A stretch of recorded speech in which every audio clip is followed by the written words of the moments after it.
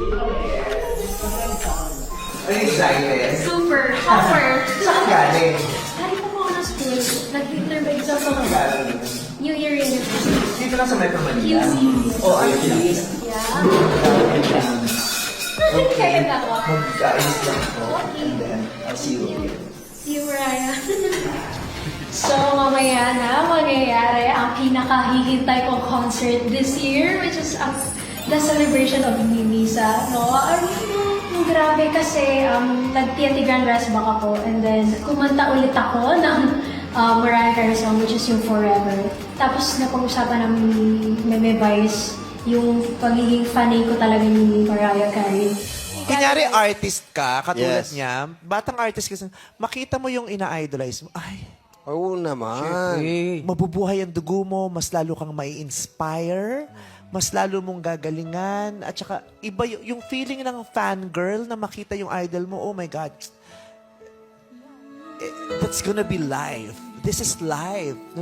I want you to be able to experience that, seeing a Mariah concert. Oh, oy. Ha? Check Wow. the tickets. Oh. Ano? Umorder ka online. Libre kita. Kala ko lang. Oy! Wow! Bye. You're welcome. I want you to be happy. Wow. Gusto kong maranasan mo yung naranasan ko nung nakita ko rin ng personal si Mariah. Wow. That was life, and I want you to experience the same. Thank you po. Sobrang excited ako kasi yung sobrang pinaka-idol ko talaga na magbabalik kayo sa Pinas ay mapapanood ka na ng live, and isa lang itong mga ganitong moment sa life natin, and sobrang grateful talaga ako as a fan, as a lamb. Sobrang happy ako kasi syempre the unbelievable box office queen yun, and lamb din siya, and same kami, so parang meron kaming connection, which is si Mariah Carey, kasi sobrang fan din ni Ate Vice. Sobrang fan din siya ni Mariah, so ako din. Sobrang happy ako kasi binigyan ako ng chance si Ate Vice na mapanood si Mariah ng live sa pamamagitan niya. And sobrang grateful talaga sa mga once-in-a-lifetime opportunities na ganito. And siguro, dahil kay Mariah Carey din, pinagtagpo yung landas ulit namin ni Ate Vice. And si Ate Vice yung nag-share naman ng blessings niya sa akin. Sa pamamagitan ng pagsama nga sa akin sa concert ni Mariah Carey. And sobrang, hindi ko in-expect na kasama ko siyang manunood sa bawat day. Kaya siguro nakadagdag din sa sobrang special ng moment din or ng experience. Siguro yung mga songs na excited ako mapanood, unang-una syempre, Vision of Love, Dream Lover, I Wish You Knew, Fly Like a Bird. Halos lahat kasi na nasa setlist, favorite at saka iconic songs yung talaga na tayo mga Pinoy, sobrang alam na alam natin. Kaya excited. What's up mga ka-GV? This is with Jimmy Girl BG. Natatapos ng shoot ko, pinapunta ko dito si Shane because it's October October 14. At matagal na namin inaantay itong date na ito dahil Finally, mapapanood na natin ulit si Mariah! As promised to her, pinangako ako siya na mapanood niya ng live si Mariah. So, muntik-muntik ka hindi matuloy kasi nahirapan ako maghanap ng ticket kasi naubos agad yung ticket. So, ayun, buti may nabili pa rin kami. Kaya ito na, natutulog ang pangarap niya na makita na perform ng live si Mariah. Kaya alika na, kasi alas 8 daw magsisimula ang show. Sana umabot tayo. Go. Kailan niya sa showtime na March? 7 months? Yes. Since then, hindi na kami nakita ulit, hindi na kami nag-usap. Pero natandaan ko yung pinabis ko sa kanya. Kaya sabi ko, kailangan makagawa tayo ng paraan kasi mapapahiya ako. Mapapahiya ako, tsaka magagalit sa akin yung bata. Sabi ko, pinakuha ko siya, tapos ilo-PM ko siya. So, nung hindi tayo nag-uusap, ilang buwan din yun, tapos papalapit na papalapit, anong nararamdaman mo? Sobrang excited ate. Pero ano lang, low-key lang. Kasi narinig ako sa school ko. So, bukod po doon, sabi ko, ay, may ilo-look forward ako sa Burma, which is October 14. First time ko mapapanood si Mariah sa talang buhay ko. After 22 years, hindi ko na siya mapapanood dito sa London. Pero yung ilang buwan yung lumilipas, as walang nakikipag-coordinate sa'yo, meron ka bang mga thoughts na, parang hindi yata matutuloy, parang dined pa na ako.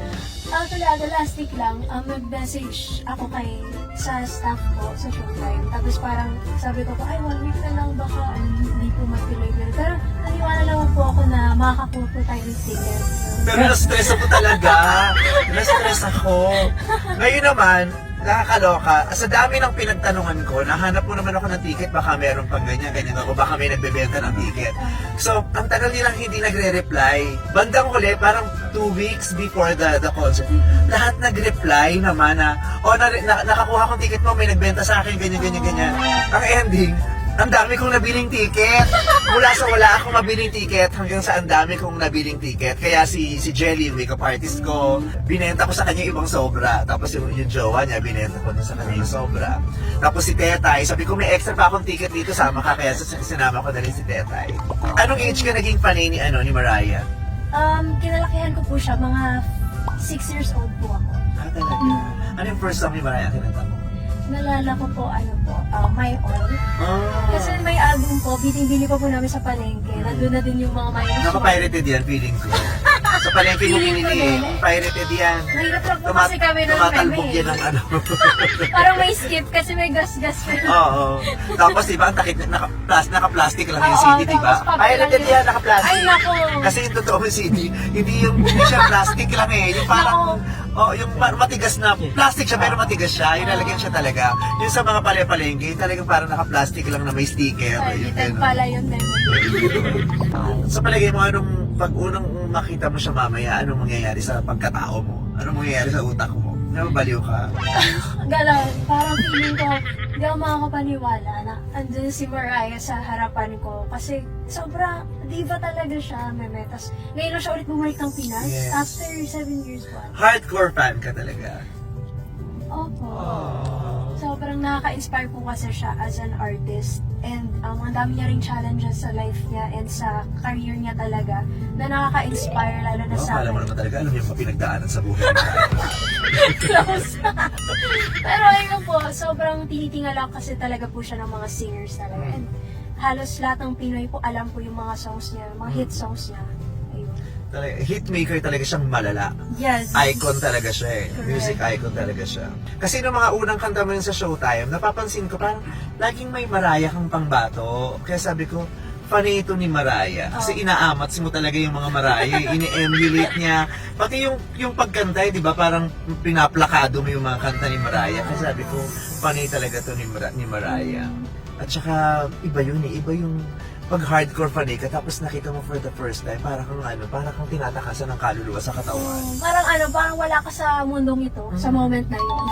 Correct. So, good luck sa'yo. Sana ma-enjoy mo. Hey, of course, ate. And thankful din ako sa'yo kasi bukod pa sa ticket, kasama kita na manunood. So, nakadagdag special pa sa moment.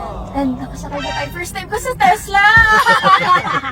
Kaya grabe talaga. Kasi alam mo ba, yung first Mariah Carey na concert na napanood ko sa Pilipinas, nilibre lang din ako. Nilibre lang din ako. Merong taong natuwa sa akin sa comedy bar, tapos nilibre niya ako ng Mariah concert. So I'm just returning the experience. I'm just allowing someone else to experience the same thing. Yung nangyari sa akin na may nalibre, tapos ang sarap. Diba? Ang sarap kasi makita yung idol mo, tapos ang sarap paglibre, diba?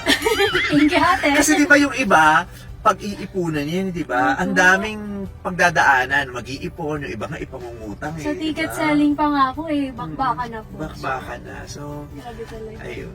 Kaya, good luck. Thank you, ate. Malapit na tayo. Lapit lang kasi nasa Makati naman na tayo. Ilang ututan lang na doon na tayo sa mall. Ilang tumbling. Naiihinga ako eh.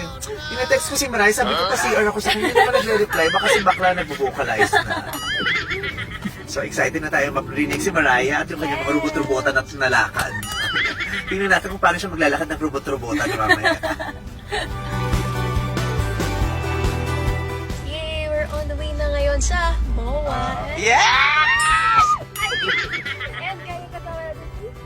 Yes! Sobrang excited na kami, guys. And sobrang thank you po, Ate Vibe, for the ticket. And hindi mo nakalimutan yung promise. Salamat sa last minute na nagbenta sa amin ng ticket. Muntik-muntik na kami hindi makapanood. Dahil sa'yo, ayun, nandito na kami ngayon. Thank you so much. Kasama natin si Sir Christian. Thank you po. See you, Mimi.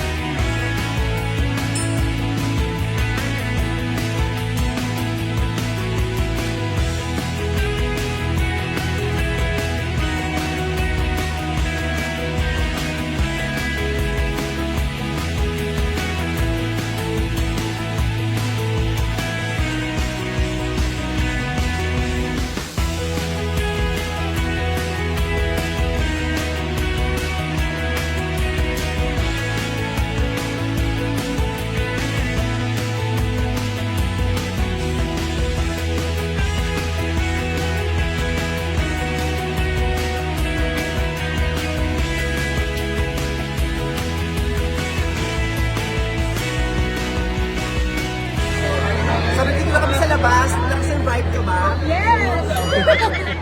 Anong most favorite part mo? Yung ano, kinagayan yung mic. Yes! Lola mo, no? Parang pagod na gumalaw. Pero ang bayat, ang ganda. Pero yung last part, yung pala yun. Kinakabahan ko sa kumanta ng buong pansin. Thank you so much, Mariah Carey, for making this game very happy, for inspiring her to sing, for giving her your wonderful music.